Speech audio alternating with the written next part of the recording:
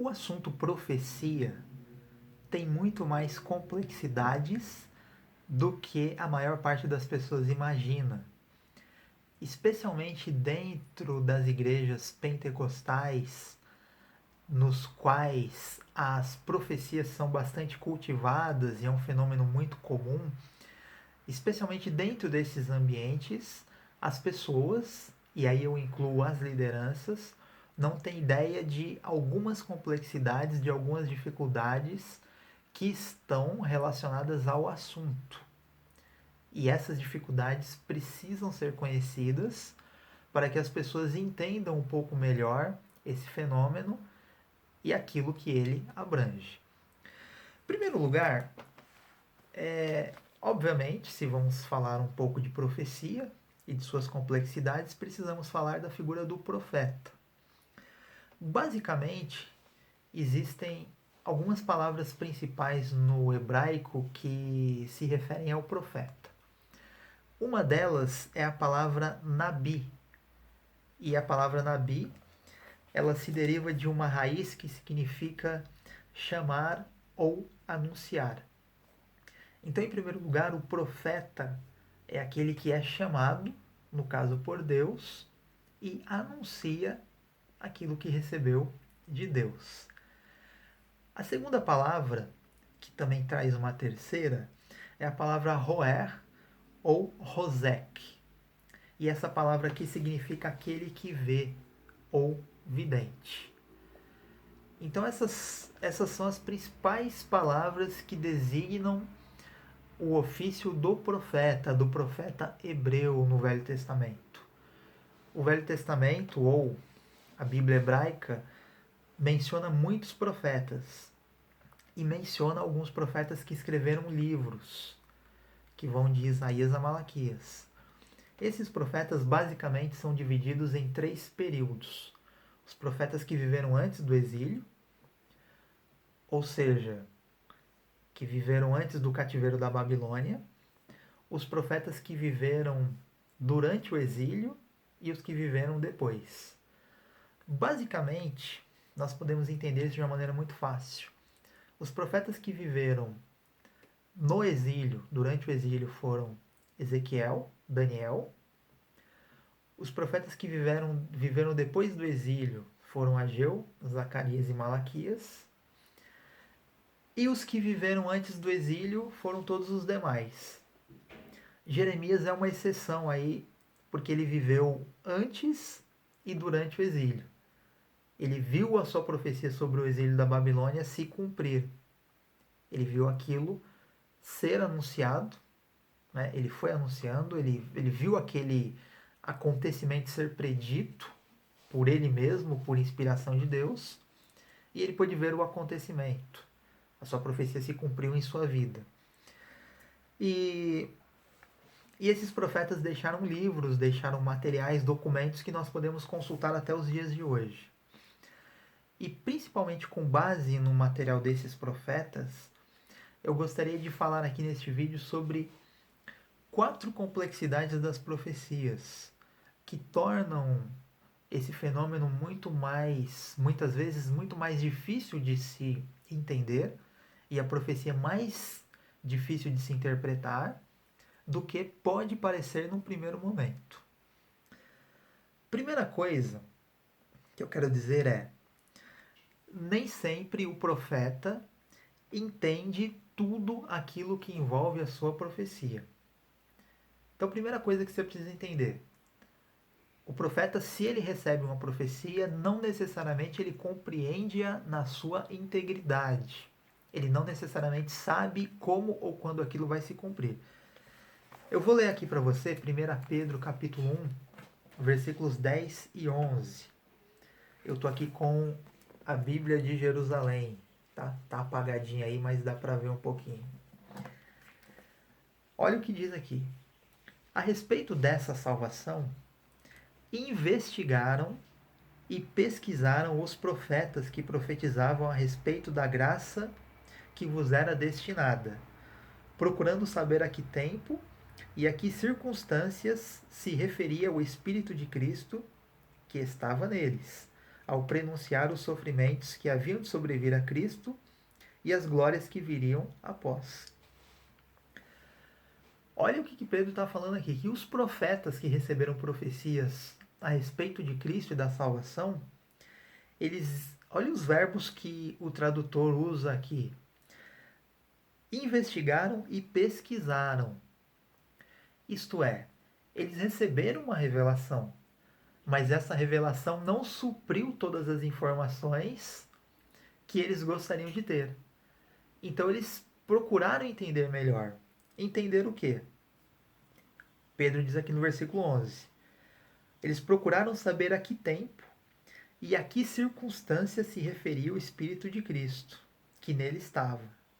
Estava neles, ou seja, nos profetas. Então, eu acredito que entre outros profetas aqui, Pedro tem em mente Isaías. Isaías tem ali a visão, recebe a revelação dos sofrimentos do Messias. Mas aí Isaías se pergunta como isso vai ser, quando isso vai acontecer.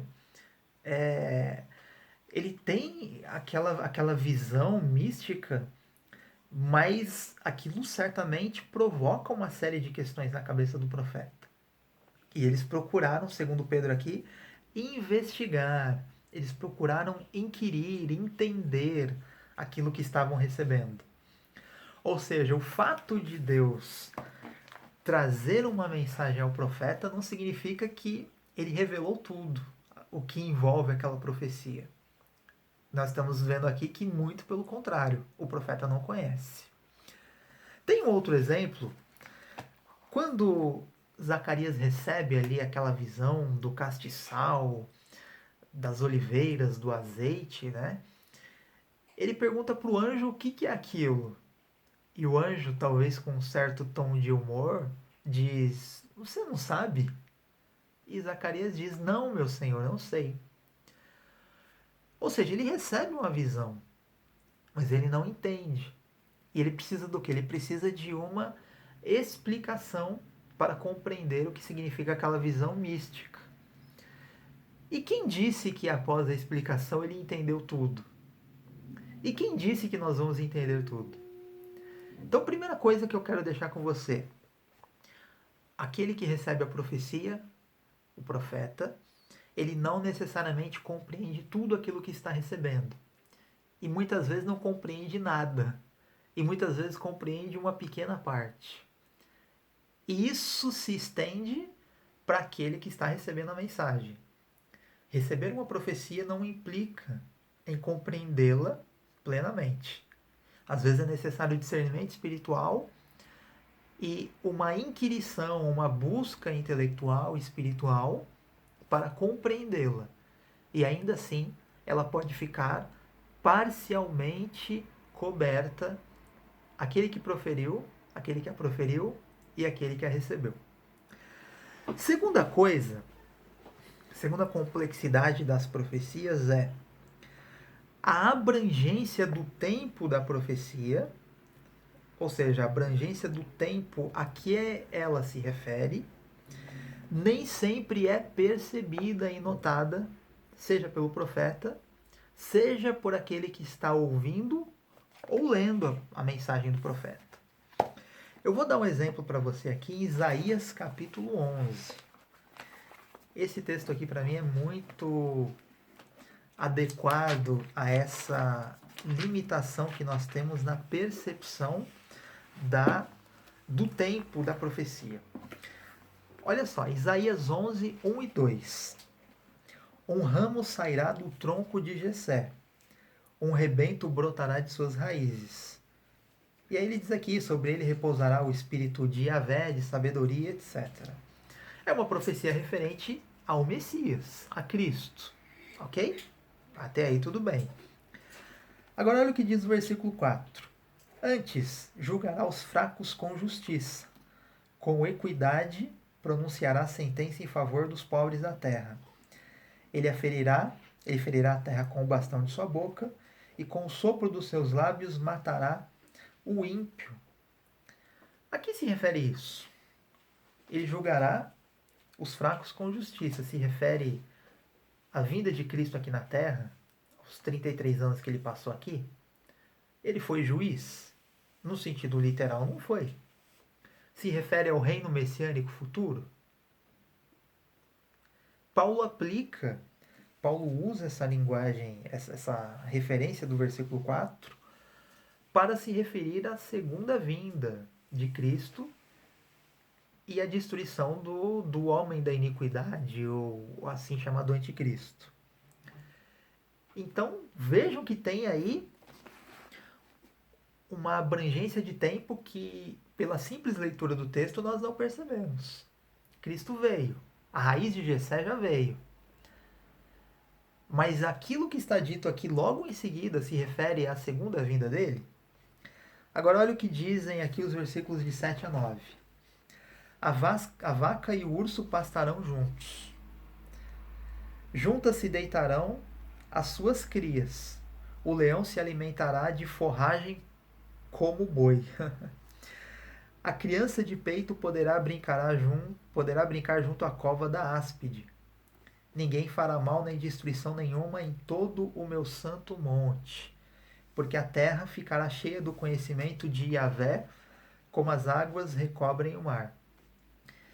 Então notem que aqui o profeta já está falando de uma era áurea, de uma era, né, de mudança na terra. Ele usa, não sabemos se isso é literal ou não, até transformações da natureza, né, dos animais ferozes para descrever esse período.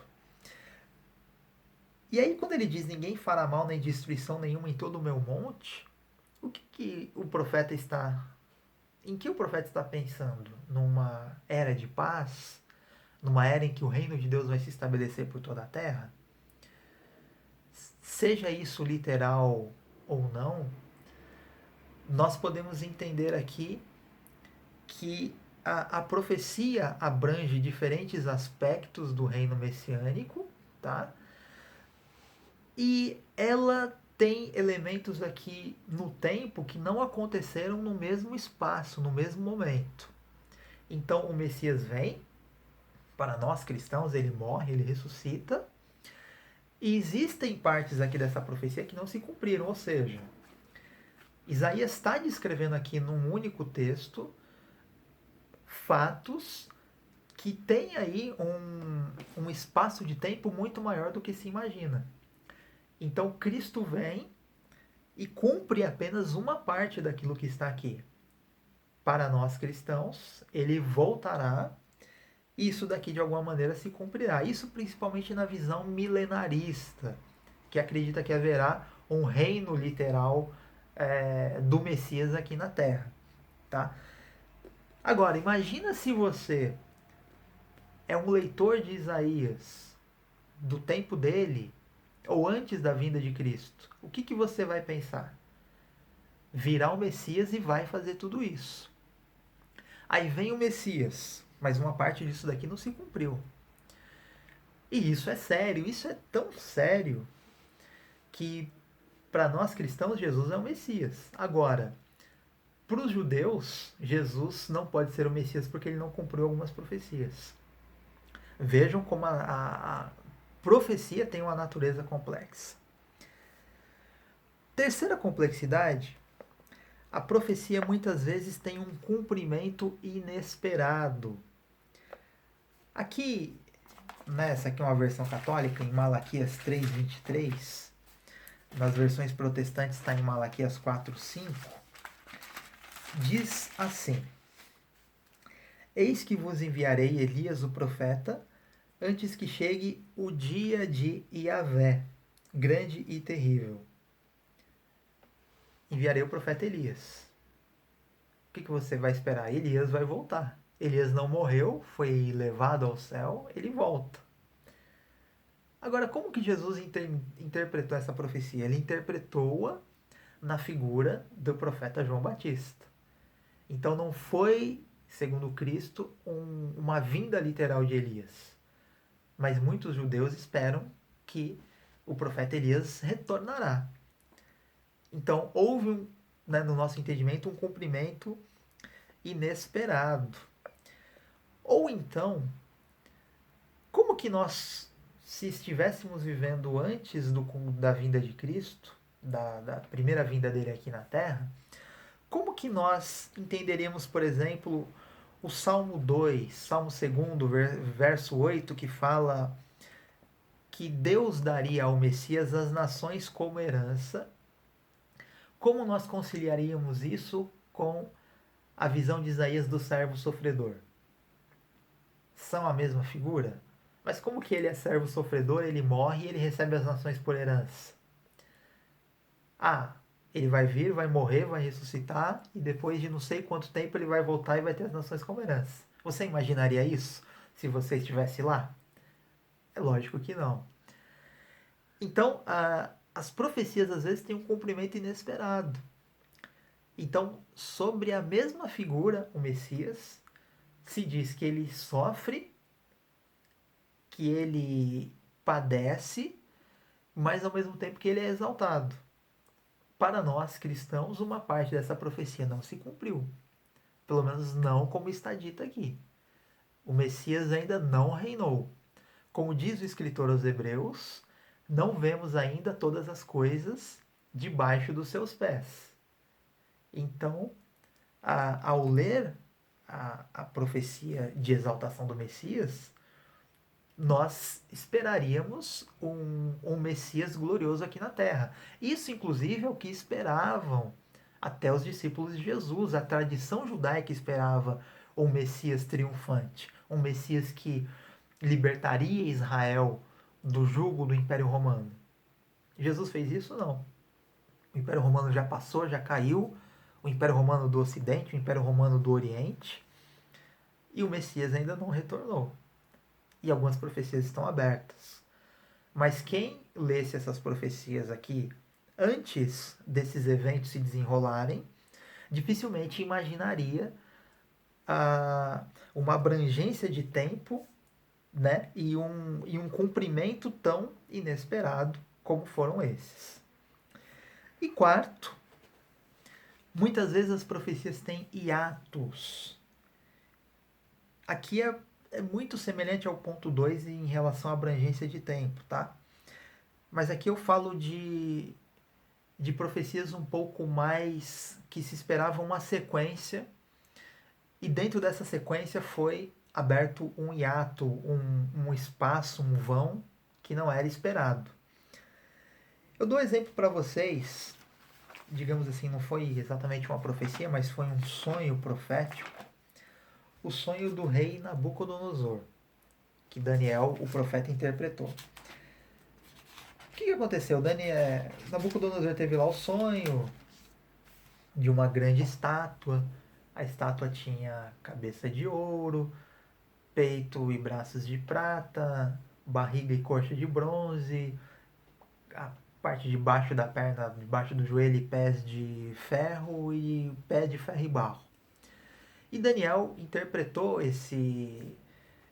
essa visão, esse sonho, como se referindo a nações, a impérios.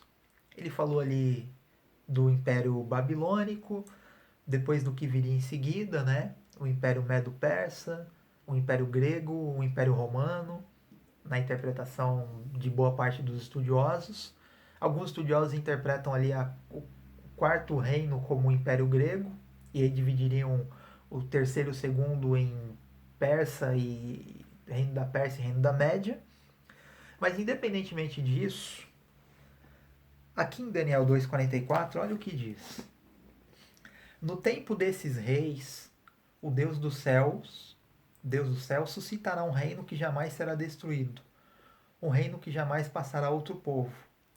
Esmagará e aniquilará todos os outros reinos, enquanto ele mesmo subsistirá para sempre.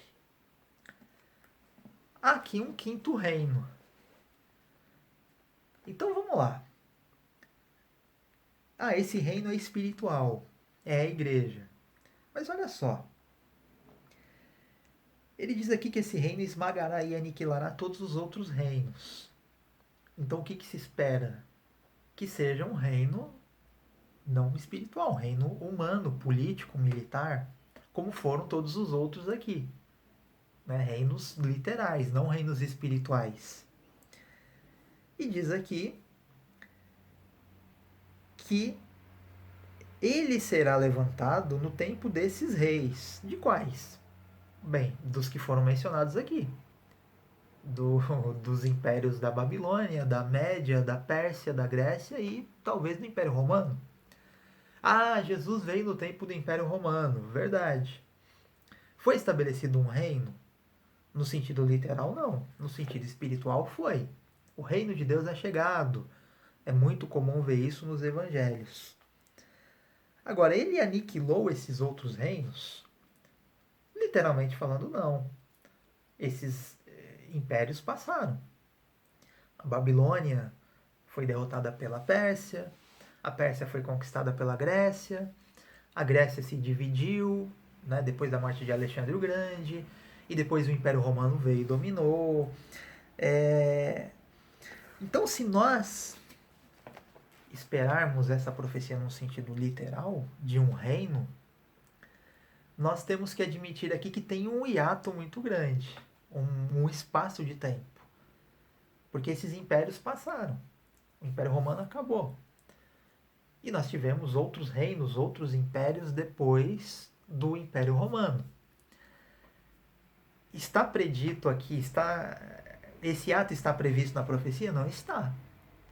Não foi revelado. Não foi dito, depois do quarto reino aí vai ter um hiato enorme e depois vem o reino de Deus. Então, eu quero deixar com você essa reflexão. As profecias têm natureza complexa, porque elas envolvem o mundo espiritual, elas envolvem a história humana e elas envolvem a mente de Deus. E elas envolvem o propósito de Deus. E os propósitos de Deus são complexos. E Deus não revela todas as coisas. Então pense nisso. Ao cultivar a profecia, ao entender a profecia como dom, a profecia é dom, eu creio na profecia, mas é necessário que nós entendamos um pouco desses conceitos e das complexidades que envolvem as profecias. E aqui eu só falei de algumas, mas elas praticamente não são abordadas, tá? Nos ambientes em que as profecias são cultivadas, e isso pode deixar muitas pessoas confusas, porque nós estamos falando de algo, e aqui eu estou falando obviamente da profecia autêntica, que vem da mente de Deus, que passa por um instrumento humano e que é transmitida para outras pessoas. E é necessário que nós compreendamos e reflitamos sobre essas dificuldades para que nós não simplifiquemos aquilo que está bem longe de ser simples. Pense nisso, fique com essa reflexão, um abraço.